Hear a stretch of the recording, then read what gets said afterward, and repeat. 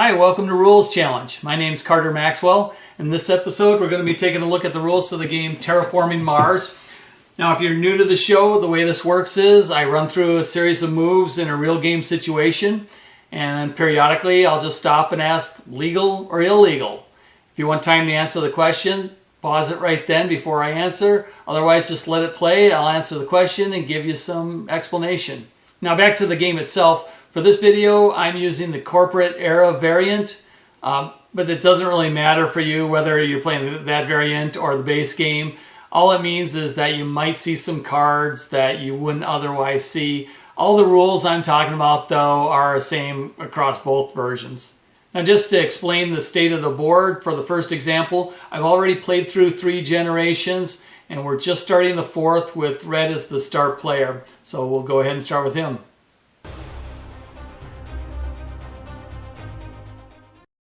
For Red's first action, he's built up 14 heat resources, so he wants to spend 8 of those to advance on the temperature track. So he'll spend the 10, get back 2. He'll advance the temperature marker 1 step. That'll trigger the bonus. That bonus allows him to advance 1 step on his heat production track. He's already at 10, so he'll bring in a new marker and put himself at 11. Then, for having advanced the temperature 1 step, he'll gain 1 step to his terraform rating.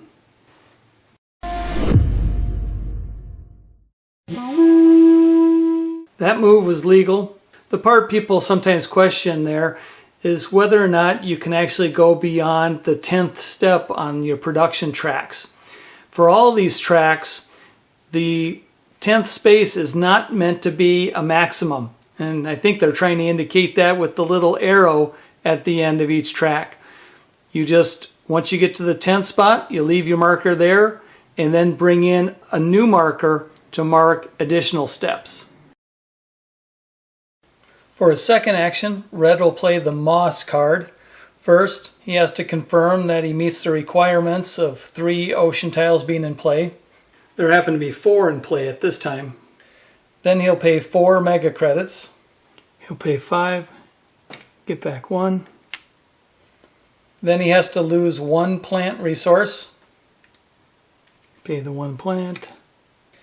And then he can gain 1 step on his plant production track. Advance the 1 step on the plant production.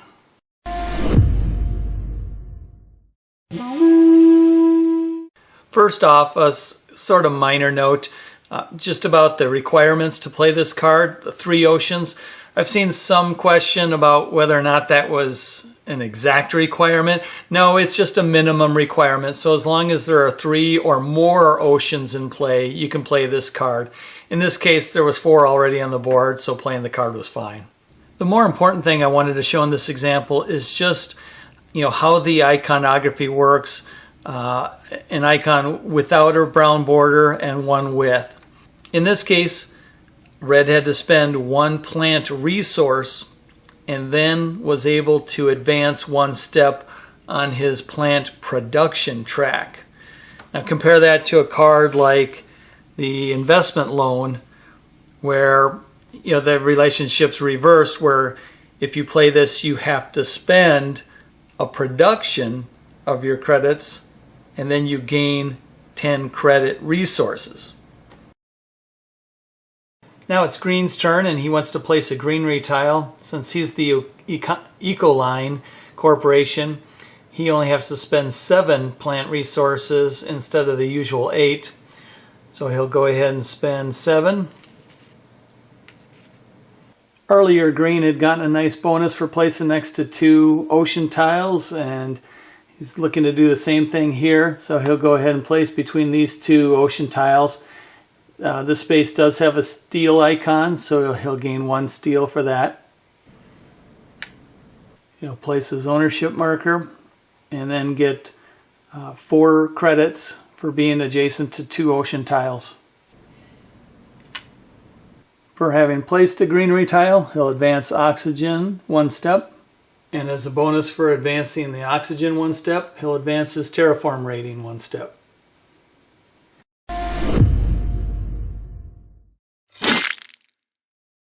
that move was illegal because green did not place his new greenery tile adjacent to one of his existing tiles. He did have one on the board already, so the only spaces eligible for that new placement at this time would have been one of the 4 spaces around this greenery tile.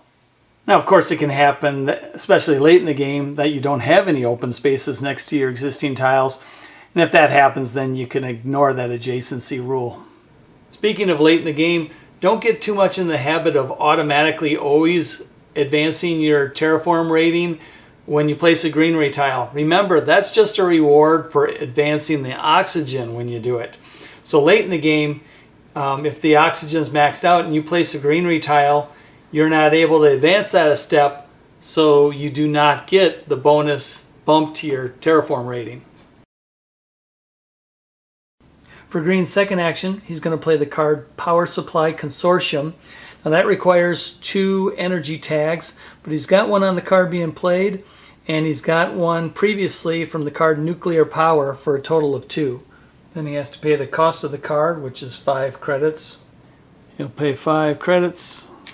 The card says decrease any energy production 1 step, but Green looks around and sees that he's the only one that even has any energy production, so he'll just forego that benefit. And then it says increase your own 1 step, so he'll add 1 step to his energy production.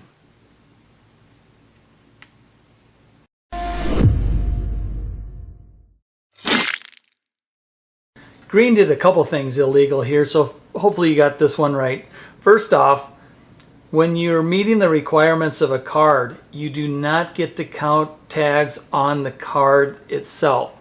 So when Power Supply Consortium required 2 energy tags, Green needed to already have those tags in play. The other thing that was illegal, and this is maybe the most important thing I'm going to talk about in this video, because this is one that people are confused about or get wrong a lot, is that Green did not fully implement the production changes required on the card.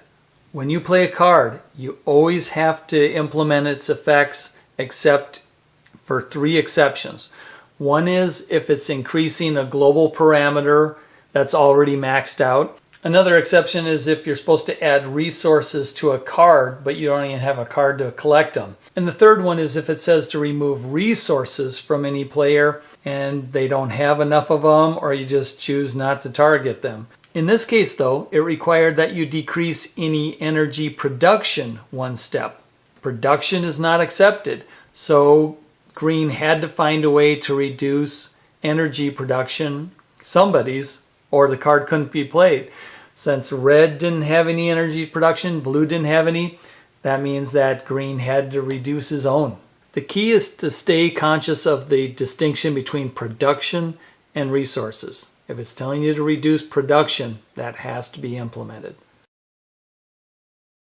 Now it's Blue's turn, and for her first action, she'll play the card Power Grid. So she'll pay 20 and get back 2.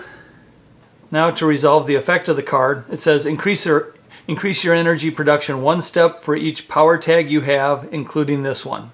So she counts 1 on the card she just played, and 2 from 2 cards she already had in play for a total of 3. So she'll increase her energy production 3 steps. 1, 2, 3.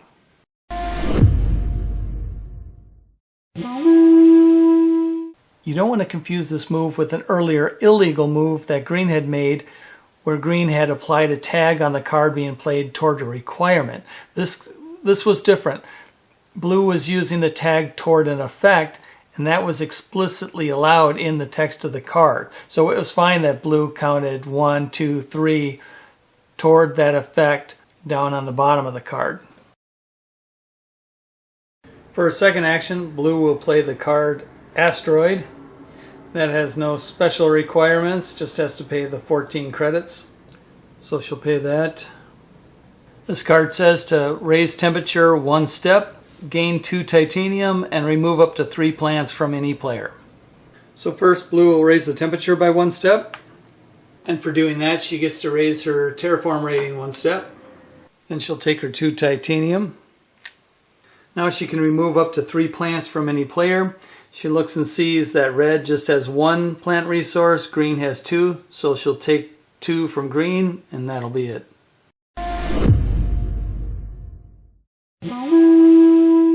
That move was legal. A couple noteworthy things. First, this was an example of what we talked about earlier of a red bordered effect just affecting resources, so it doesn't have to be fully resolved. And the text on the card is pretty clear about it, that you can remove up to 3 plant resources. So it was fine that blue only removed 2 plants from, or plant resources from green's board rather than the full 3 that would have been allowed.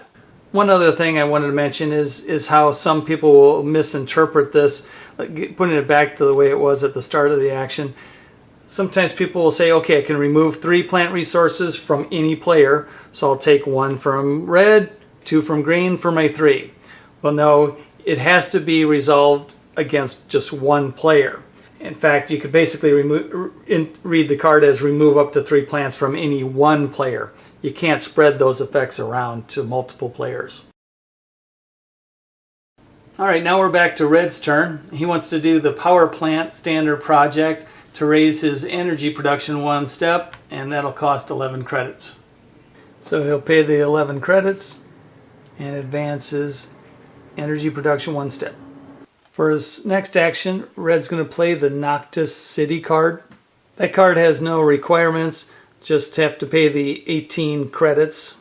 Red will pay it by paying 2 steel, which will count as 4 credits. And then he'll pay the additional 14 with regular credits. Get 1 back and change. Then we have to resolve the effects. First off, it says decrease your energy production 1 step and increase your mega credit production 3 steps. So marking that on Red's player board, we'll decrease energy 1 step. Increase mega credit production 3 steps. Then we have to place a city tile on the reserved area. There's a space on the board clearly labeled for Noctis City. So we'll put the tile there and put our ownership marker on it.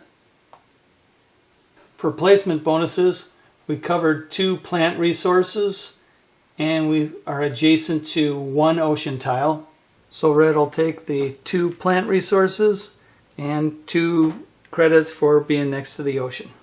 And last, he's got the Immigrant City card in play, and that says each time a city tile is placed, increase your mega credit production 1 step. So he'll gain 1 step in his credit production.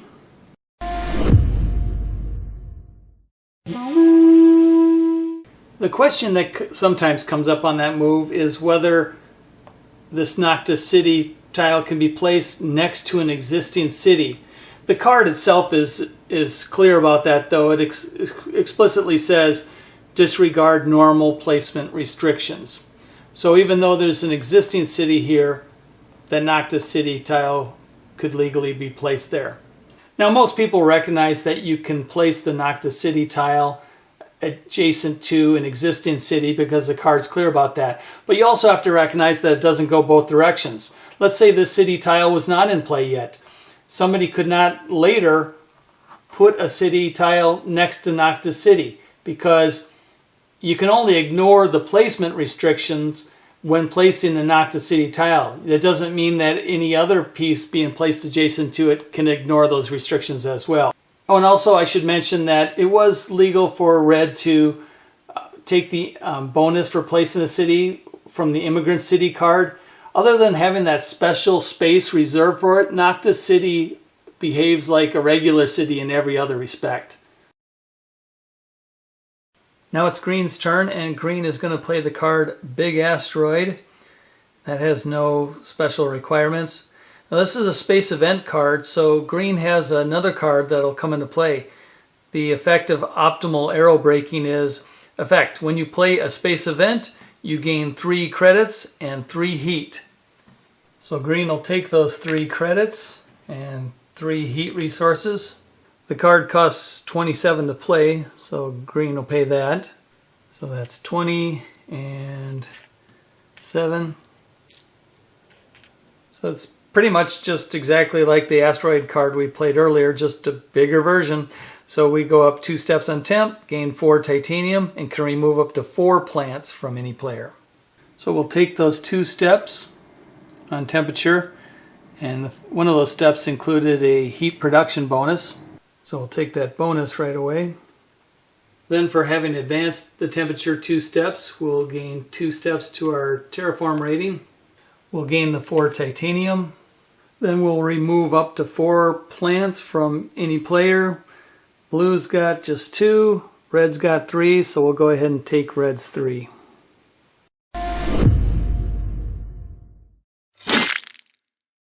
That move was illegal because green took the benefit of optimal arrow braking before having even paid for Big Asteroid. You have to be aware that some cards give a discount when playing another card, others give a rebate. So another card might have allowed a green to play Big Asteroid and pay less money. In the case of optimal arrow braking though, it's only after having played the card, in other words, meeting the requirements, paying the cost, that then green gets basically a rebate of 3 credits and gains 3 heat resources. And doing that incorrectly can have some pretty big consequences because, like in this case, green didn't even have enough credits to pay for the card until gaining the 3 from optimal arrow braking. So really, green should not have even been able to play that card. I should also note that technically, even just confirming you've met the requirements and paid the cost isn't enough. Remember that if there's an effect that's required that you're not able to implement, that could cause you to not even be able to play the card. So you want to make sure you don't take the rebate until you've met all those requirements. Alright, green passed after his first action, so now it's blue's turn. And blue first wants to use this power infrastructure card. It says action, spend any amount of energy to gain that amount of credits. She only has 1 energy resource, but she'll go ahead and convert that to a credit. Then blue wants to use her corporate ability, which says action. If your Terraform rating was raised this generation, you may pay 3 credits to raise it 1 step more. She had raised her Terraform rating earlier this generation when she played that asteroid card, so she'll go ahead and pay 3 credits and advance her Terraform rating a step. Blue just has 3 credits left, so she's just going to do the same action again. For her second action, she'll pay 3 credits, take another advance on her Terraform rating.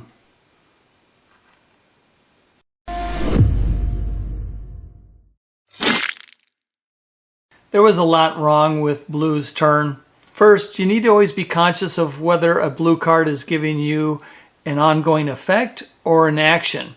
In the case of both these cards, it's an action. So whenever you use it, you should put a marker on it to remind you that you can't use it again this generation. In the case of her corporate card action, that ended up being a problem even just this turn that she didn't mark it because she used that ability back to back, which isn't allowed. She should have marked it, and then at the end of the generation, that marker would have been removed. Next generation, she could have used that action again. Another mistake blue made was that she didn't treat power infrastructure as an action. She just treated it like it was an extra thing she could do during her turn. But keep in mind, it does count as an action. You're only allotted 2 per turn. So when she used that was her first action. When she used her corporate ability, that was her second action. She ended up taking 3 actions on a single turn. Alright, after that previous example, everybody passed. So we're on to the next generation. Green's our star player now. Everybody's already gotten their credits and resources and so forth. For Green's first action, he's going to play Mining Area. That card has no requirements and costs 4 credits. It is a building card, so Green is going to pay partly with steel. So Green will cover the first 2 credits by paying 1 steel resource, and then the rest with just 2 regular credits. Now to resolve the effect of the card, it says, place the mining tile on an area with a steel or titanium placement bonus adjacent to another of your tiles. The catch here is that Green doesn't have an area adjacent to one of his tiles that has a steel or titanium placement bonus. There's 2 open spaces here. Neither one of them has a steel or titanium bonus. And there's 4 here, and none of those do either.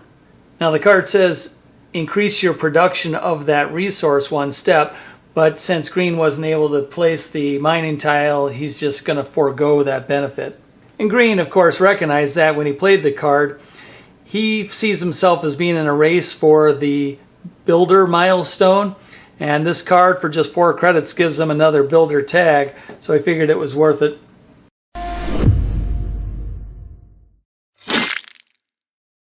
That move was illegal because green was not able to place the mining tile. If a card effect calls for placement of a tile, you have to be able to do it.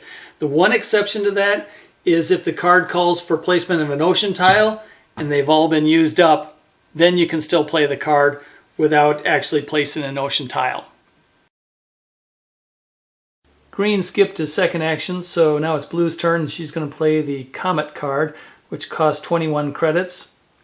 It's a space event card, which will allow her to pay in part with titanium.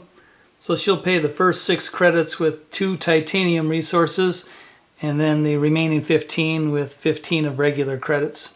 Now to resolve the card's effect, this one allows her to raise temperature 1 step, add 1 ocean tile, and remove up to 3 plants from any player. She wants to maximize the damage she's doing to other players, but right now she sees that red only has 1 plant resource and green only has 2. However, she also knows that green's going to get a 2 plant bonus when that ocean tile is placed because of the Arctic algae card. So blue wants to make sure she resolves that ocean tile placement first, so she'll go ahead and do that right now, taking a tile off the pile, placing it on an open ocean space. This one happens to give her 2 titanium resources, and then that allows her to raise her terraform rating 1 step. That triggered Arctic algae, giving green 2 plant resources. Then blue will resolve the step, remove 3 plant resources from any player, so she'll take 3 away from green. And then finally she'll resolve raising temperature 1 step, and that also allows blue to raise her terraform rating a step.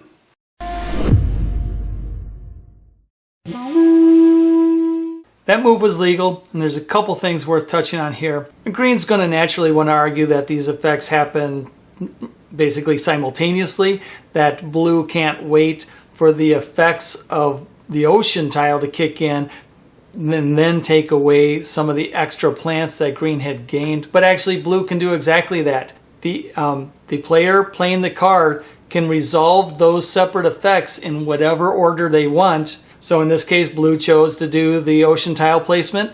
That triggers any other effects from other cards like Arctic algae. Then she chose to do the remove plants effect, then the temperature effect. The order was up to her how she resolved that. That wraps up this edition of Rules Challenge. The next show should definitely be on the game Root. And after that, I'm undecided, but certainly I have a lot of new games on the shelf that I want to learn and make videos on, and hope you can join me then. Thanks.